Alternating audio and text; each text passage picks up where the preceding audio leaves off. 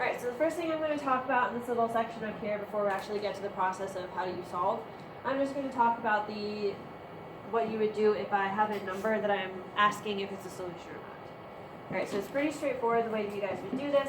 If I want to know if -1 is a solution to this, what would I do? You plug it in, right? When I plug it in, what do I expect to have happened? They're both equal. John.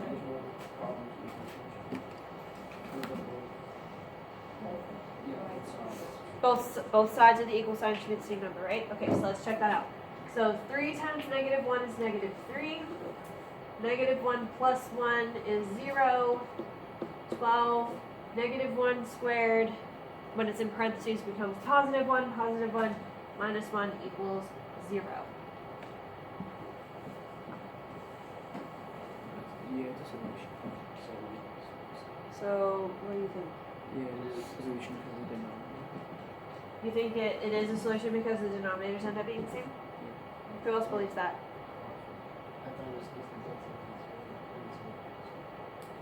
Oh yeah, or you can If say you put that in your calculator, you'll get 0. That doesn't, because you can't divide by 0 doesn't mean you'll get 0. Couldn't you cross multiply? No. Yeah. So what do you think that means about the question that we're kind of talking about? Would -1 be a solution? No, it wouldn't. So I know you guys are kind of tricked into thinking, oh, both sides of the equations are technically the same because both of them are undefined, but you can't have 0 in a denominator. So I understand both sides are not defined, but that doesn't make both sides of the equation equal. Okay? You can't ever divide by 0. So any number that would make your denominator 0, that is not a solution. That's what we call a restriction. Remember how we were talking about restrictions, all that stuff? So -1 is a restricted value because it that causes division by 0. Man, that really switched there. Let me try that again.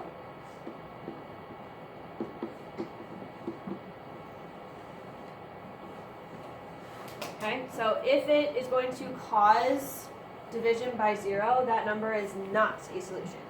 So the answer to this question, in case you're wondering, the answer would be no, it is not. Yes?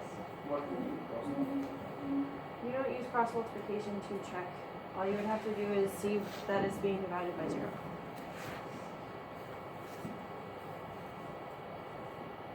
Alright, what about the next one? This one is now presenting a new question. We have -3 as a potential solution.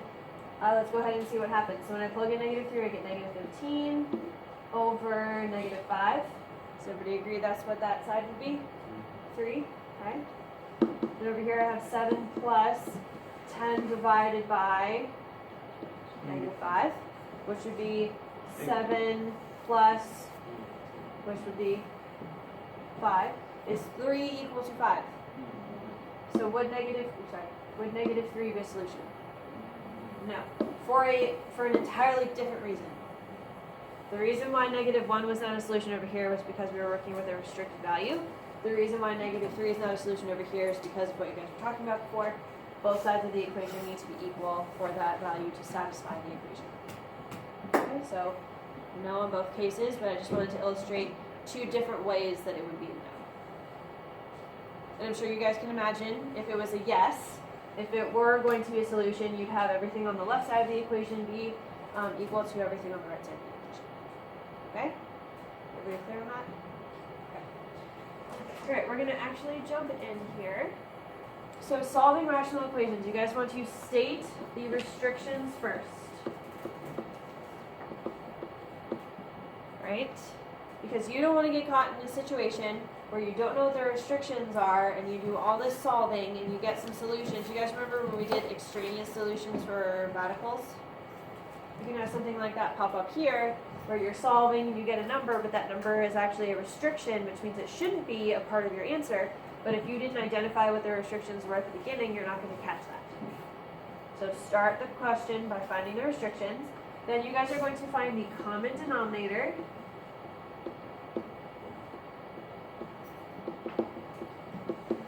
for all of the fractions that you are working with. Everything on the left, everything on the right, every fraction that you guys see, we're going to find the common denominator across all of them at once. So similar to what we did last time. You're going to multiply each fraction to get the common denominator.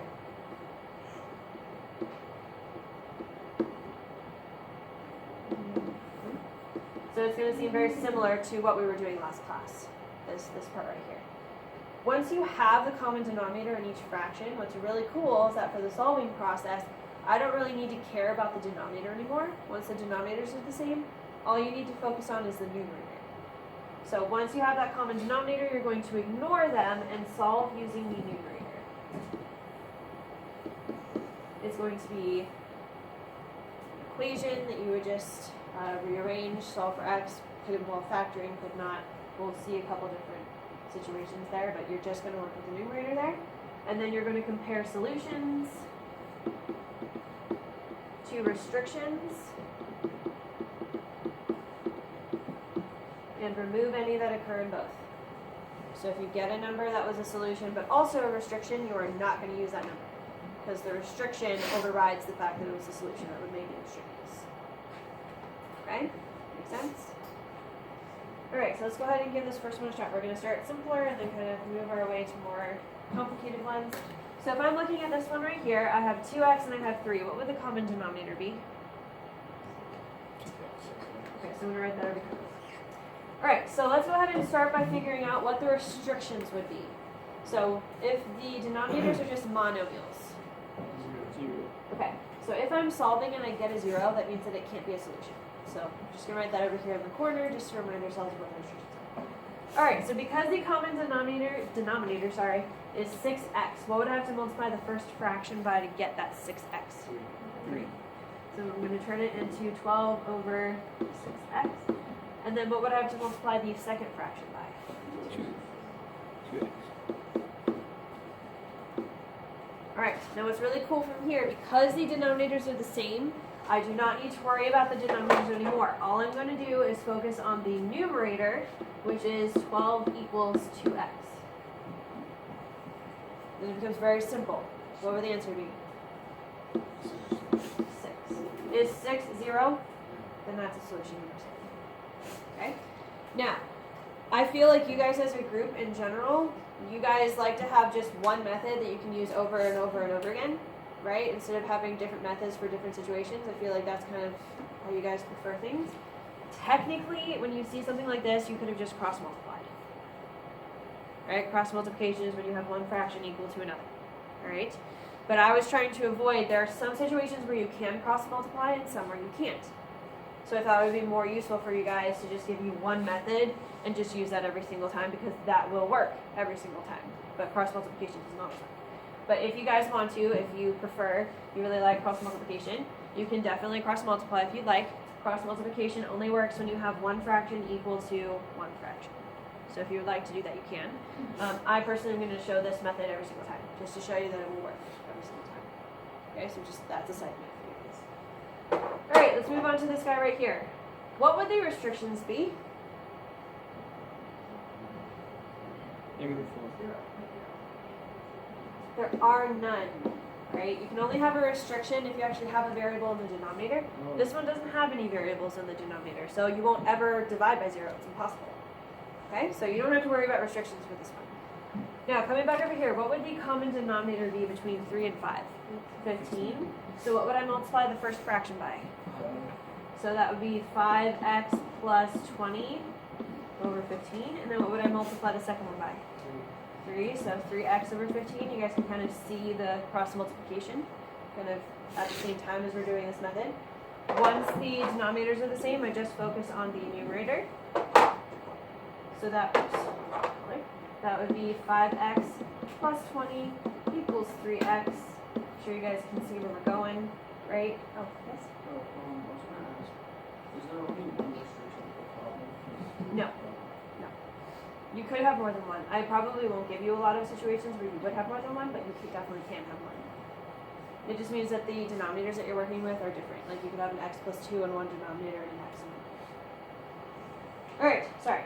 So back where we were, what would my final solution be? -10. So So that would be my answer because there weren't any restrictions to worry about. So that's it. All right, everybody good so far? Okay. Moving right along. All right, what restrictions? None. No variables, just numbers, so none. All right, what would the common denominator be across all of these? 4, 6, 8, 4. 24. Yes. No. No, because 6 can't get to 16. So 24. All right, now this is a situation where cross multiplication would not work. So that this method that I've been kind of explaining was made specifically for this kind of example, but can be applied to any scenario. All right, so what would I multiply the first fraction by to get that 24? So it becomes 6x over 24. All right, what about the second one? 4. Multiply times 4. 8. 8x. Okay, so that's one side. What would I multiply the third fraction by? 3. And then the last one. Right, once you have all the denominators are identical, then we're just going to focus on the numerator. So then I have 6x plus 8x equals 15x plus 6. Yes, you will be expected to combine my terms. So that would be here. Alright, so what would my answer be? I'm sure you guys can do that part.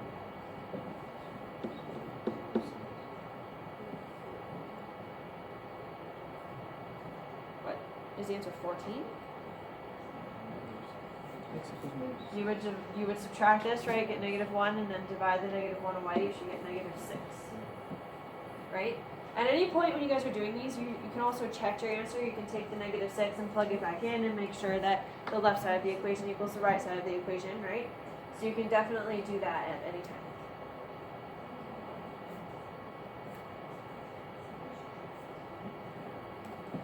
Any questions? Alright, I'm going to let you guys try the last one on your own, see if you can follow what we've been doing. Alright, for this one, this last one on the first page, what would my restriction be? 0. So if I get a 0, that's not going to work for us. Or what would the common denominator be? Okay, so then you would get something like this, right? So what would the value of y be? Was that a restricted value? Everybody get 14? Okay. So that was kind of some gentle examples. On the next page we're going to amp it up a little bit, see what we can do with ones that are a little bit more complicated. Alright, so at the top of the other side, what would my restriction be? It would be 4. Remember restrictions, you take every factor that's in the denominator and you set it equal to 0. So if I were to take x minus 4 and set it equal to 0, I get positive 4. So if I end up with a positive 4, that means it's not going to work for us. Alright, what would the common denominator be? It would have a 5 and an x minus 4. Remember, your common denominator has to have every factor represented. So it needs to have both a 5 and an x minus 4. So what is the first fraction missing? 5, so I'm going to multiply times 5. What is the second fraction missing? Not the bottom. The second one's missing the x minus 4, right?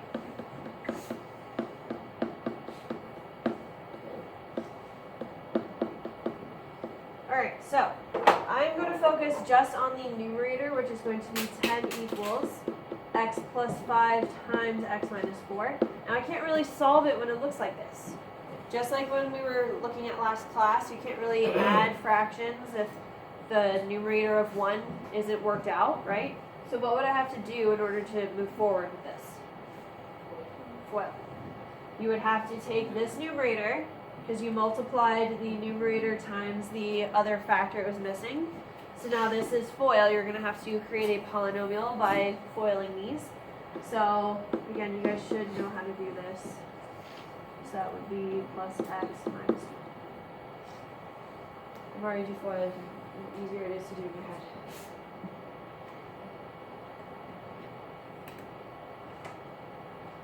Okay, so you get 5x and then you subtract 4x and then 5 times negative 4. Alright, so I'm here. Again, you can't really do anything to solve until everything is kind of a polynomial. All these terms kind of strung together with pluses or minuses. So now what would I do? Subtract. Okay, subtract the 10. What method do you guys, ding, can you see like when I'm here? Factoring. And you have to remember you can't factor unless the polynomial is set equal to 0. So I'm going to subtract the 10. I'm going to factor, it needs to be set equal to 0. And then I'm going to factor this. Am I allowed to use a shortcut that we've been talking about recently? Okay. So what multiplies to get negative 30 but adds to get positive 1? Positive 6? Positive 6, negative 5. Right, everybody agree? Okay, so then what would my solutions be? Are either of those the restricted value? Then both of them are the solution. And again, if you're not sure, you can take each of the numbers individually, plug them into the original equation, and check to see if that works.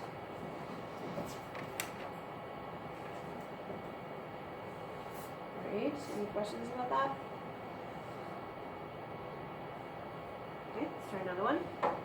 What are the restrictions on this next example? 0. What would the common denominator be? 4x. So you guys can see there's a 4 and a 2. Between the 4 and the 2, think about it like we would for a monomial.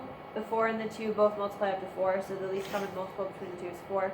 So you don't have to represent 4 and 2 and get 8 or something like that. The 4 is going to represent the 2 at the same time, it represents both of them, so just 4x. Alright, so then what would I multiply the first fraction by? Oh yes, John? Oh, wait, no. Okay. So 4, okay. 4. And then what would I multiply the next one? Split that, add an x. Yeah, with that, I didn't know. 6x now. No, because what are you doing to the x?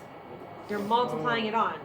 So it's 5x times x, which would be 5x squared. And then what would I multiply the last one by? 2x. Okay, so then the numerator part, once you get all the denominators to be the same, just the numerator part. So 4 equals 5x squared plus 2x. Again, what does this look like we're going to be moving towards? Factoring. When you have an x squared and an x and then a constant, that's going to be factoring. It just may not be arranged correctly. So what would I have to do? Subtract the 4, so it's in standard form, and again, it needs to be set equal to 0 anyway. So get it set up like this. Alright, this is going to be a fun example. I forgot that this was here. Alright, can I use that shortcut? No, because there's a leading coefficient other than 1, so I'm going to come over here. I'm going to multiply the first and last numbers, which is going to give me negative 20 and then 2. Numbers that multiply to get negative 20 add to get 2. What are some numbers that multiply to get negative 20? Negative 10 and 2, those don't work. Negative 2 and 10, those don't work. 5 and negative 4, those don't work. Negative 4 and 5, those don't work. Uh-oh.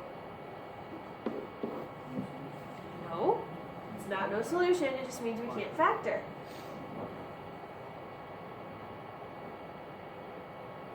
What do we do when we can't factor?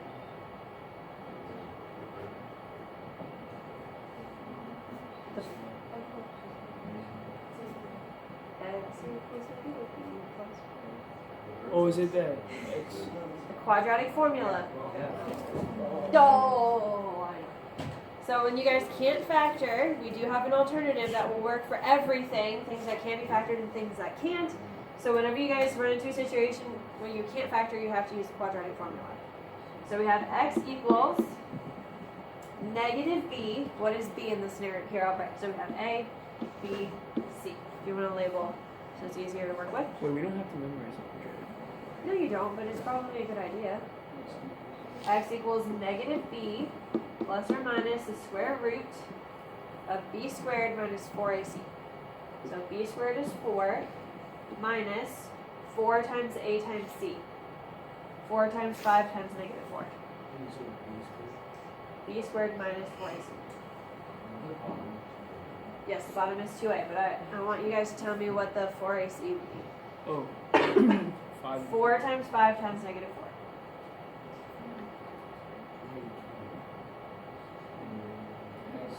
It should be negative 80. All over 2a, which is 10. So you don't use X. No. You should only have numbers. Okay, so we're just going to neaten this up. Remember how we do not Pythagorean theorem, sorry. We do quadratic formula in phases. So phase 1 is just to get the number inside of the radical to be one number. So what's 4 minus negative 80? 84. It would be 84. Because you add them, right? Yes, okay. So that was phase 1. Phase 2, do you guys remember what's phase 2? Oh, you said Simplify the radical. Okay? How can I split the 84? Perfect square, factor of 84. 4 and Neither 6 nor 12 are perfect squares. 4 and 21. The biggest perfect square is going to be your 4. I'm going to take the square root of that. So what does my radical become when it's simplified? 2 squared. Sorry, that's really squished. That's 21. Square root of 21 right there.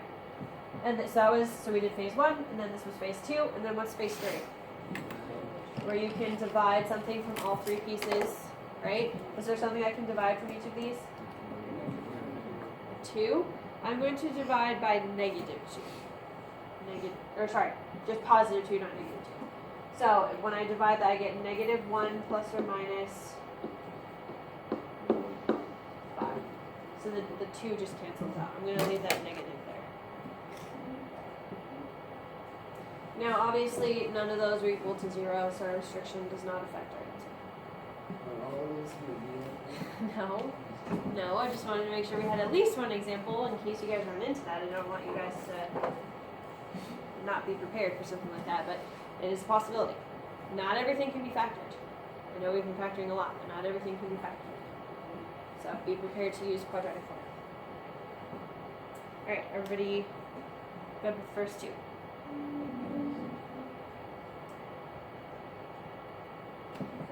Alright. Restrictions for this next one.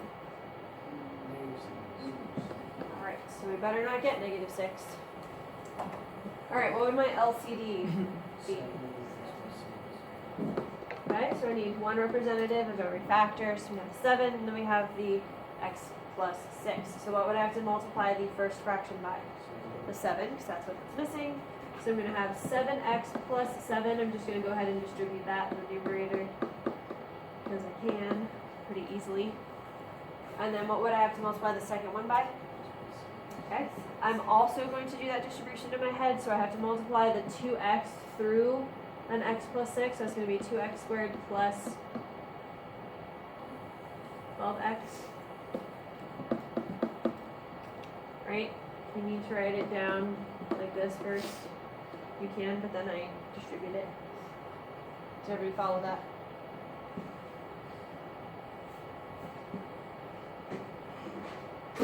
Is everybody good with where we are right now? Okay. Again, once your denominators are the same, we can just focus on the numerator. So I have 7x plus 7 is equal to 2x squared plus 12x. What do you suspect might happen? In order to do what?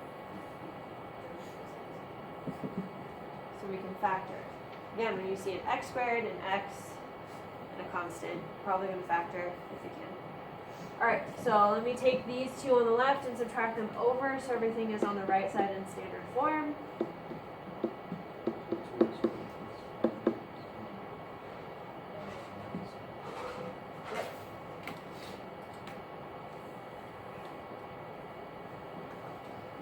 Everybody agree with this?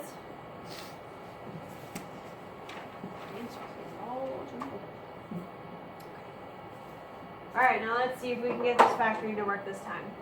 Can I use a shortcut? Nope. Alright, so then first times last, negative 14 adds to get positive 5. 7 and negative 2 is 4.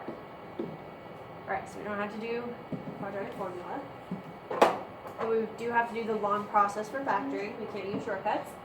So do you guys remember, we haven't used the full process of factoring in a while. Do you guys remember what we do with those two numbers? We split the middle term. Okay. So we split the middle term using those two numbers. We draw a line down the middle, factor by grouping. So what's the GCF on the left? X. What's the GCF on the right?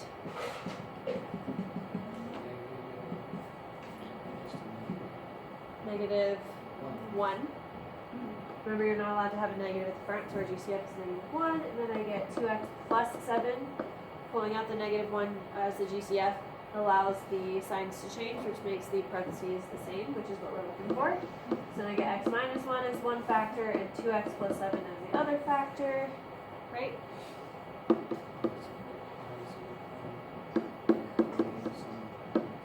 Yep. So when you set your factors equal to 0, you get positive 1 and negative 7 over 2 or negative 3.5. Are either of those the restriction or restricted value?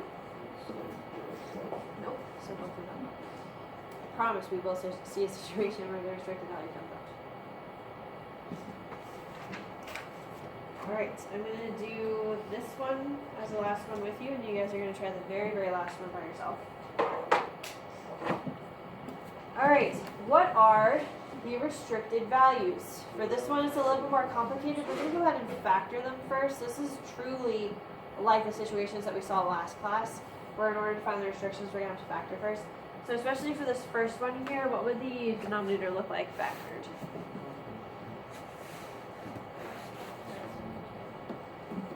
No?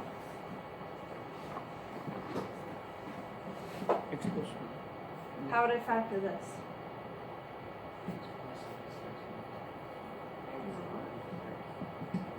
What method would I use? These are not perfect squares, so I can't use that. GCF. I have an x in common, so I divide out an x, and so that leaves me with x as a GCF, and then x plus 1 left over.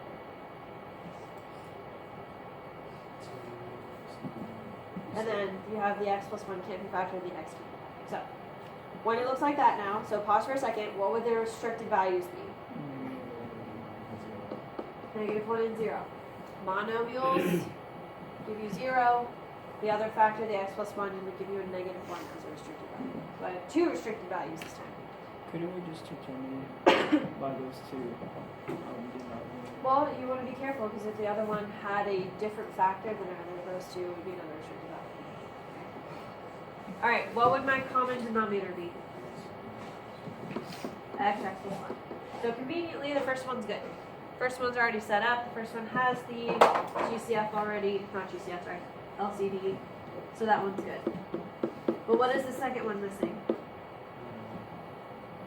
The x, so I'm going to multiply the top and bottom by x. Boom, there we go. Second one's all good. What is the third one missing?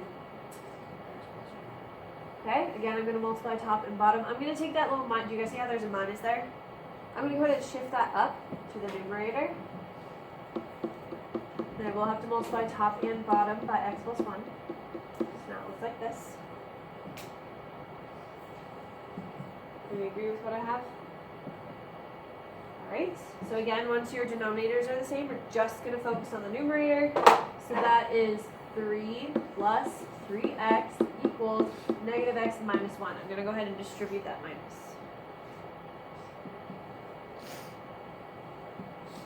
Am I going to have to factor for this one? No, because there are no x squareds. So that was nice. Alright, now what? Just Add add to to x and other one. Okay, so make sure the x's are on one side, the constants are on the other. So I'm going to add the x over here, minus 3. X would be negative 1. Uh-oh! What happened? Negative 1 was one of our restrictions, was it not? If that's the only number I got, but it wasn't allowed, no solution.